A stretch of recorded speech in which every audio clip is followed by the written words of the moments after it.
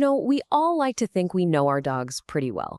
But what if I told you that to really understand why they do what they do, all the weird, wonderful, and confusing stuff, you have to look way back. We're talking about their ancient wild family tree. Today, we're going to dig into the genetics and the psychology that connect the furry friend at your feet to a wild wolf pack. Seriously, have you ever just watched your dog and thought, what is going on in that head of yours? Why are you frantically digging at the blankets like you're trying to get to China? Or doing that little three-spin circle dance before you finally lie down? Well, guess what? Those aren't just goofy quirks. They are literally echoes from an ancient past, little whispers from their wild relatives. So to figure out our dogs, we've got to meet the rest of the family. All right, so first things first. We need to get the family introductions right. And this is a bigger deal than you might think, because it's about way more than just what we call them. It's about the actual science of who's who in the canine world. So our dog's closest relatives, like their inner circle, all belong to this one scientific group called the genus Canis. Think of Canis as their family surname. This group includes the big one, the wolf, of course, but it also includes the coyote, a few kinds of jackals, and even the Australian dingo.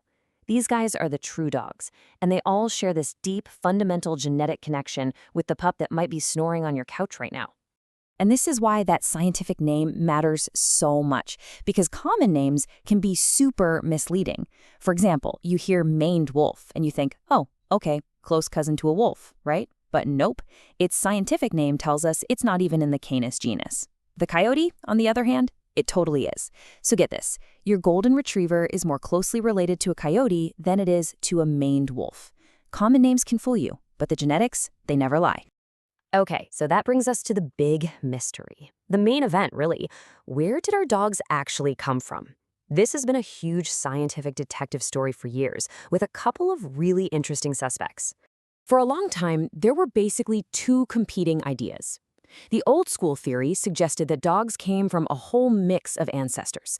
A little wolf, a little jackal, maybe some coyote.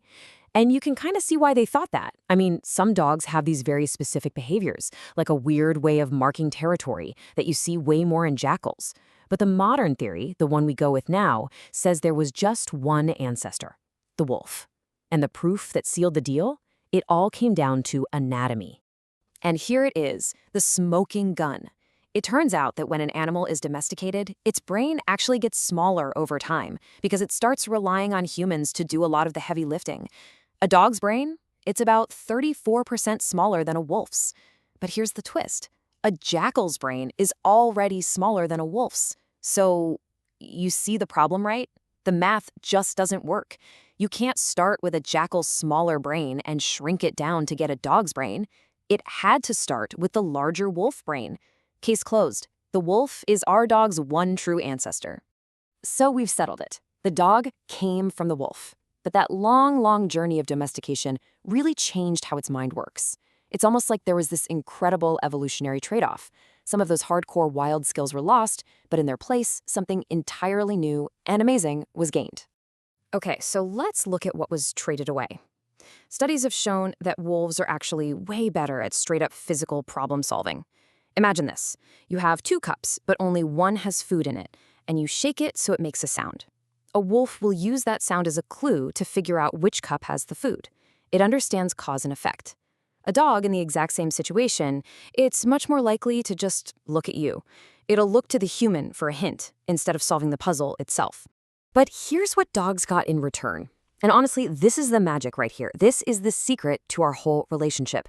Dogs became absolute masters at reading us. You can raise a wolf from a puppy, socialize it with humans its whole life, and it will still struggle to understand what it means when you point at something. But a dog gets it instinctively. It's just built in. They basically traded some of their raw problem-solving skills to become expert communicators with a totally different species, with us. And that amazing skill leads us directly to the real secret sauce. The core idea that explains why dogs just fit so perfectly into our lives. And it's this. They're basically puppies for their entire lives. Now, there's a fancy scientific word for this. It's called neoteny, but the concept is actually really simple. Domestication pretty much just hit the pause button on a dog's mental development. It means they hold on to the psychological traits of a juvenile wolf, even when they're adults. Think of it like a fork in the road.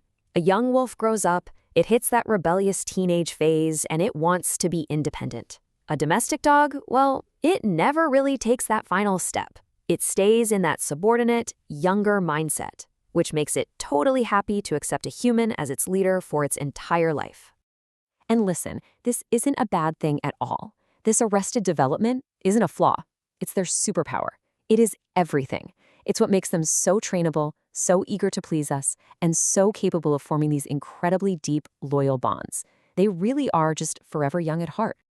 Okay, so let's bring this all home. What does all this stuff, the wolf ancestor, the mental trade-offs, that eternal puppy brain, what does it actually mean for you and your dog right now? Well, it means we kind of have to rethink how we see them, especially when it comes to pack dynamics. It's time to bust some old myths. For decades, we've heard about this dominance theory. The idea that you have to be the alpha, that you have to constantly show your dog who's boss. But here's the thing. That entire theory was built on a huge mistake. It came from scientists watching stressed out, unrelated wolves that were thrown together in captivity. It's not at all how they act in the wild. The reality of a wolf pack in the wild is completely different. It's not some constant, aggressive fight for the top spot. It's just a family. The alpha male and female, they're just mom and dad. They're the parents guiding their kids. The whole pack is built on cooperation and family ties, not on aggression. So when you bring this back to your dog, your role isn't to be some domineering alpha. It's to be a patient teacher, a reliable leader, kind of like a good parent. They're looking for guidance, not a dictator. So the next time you see your dog do that little spin before lying down, remember, that's a deep, ancient instinct to pat down the grass and check for snakes. And when you look at them, I want you to see more than just your pet. You're looking at thousands of years of evolution. You're seeing a direct descendant of the wild wolf, a creature that made an incredible bargain to become our best friend. You're looking at an echo of the wild right there in your living room,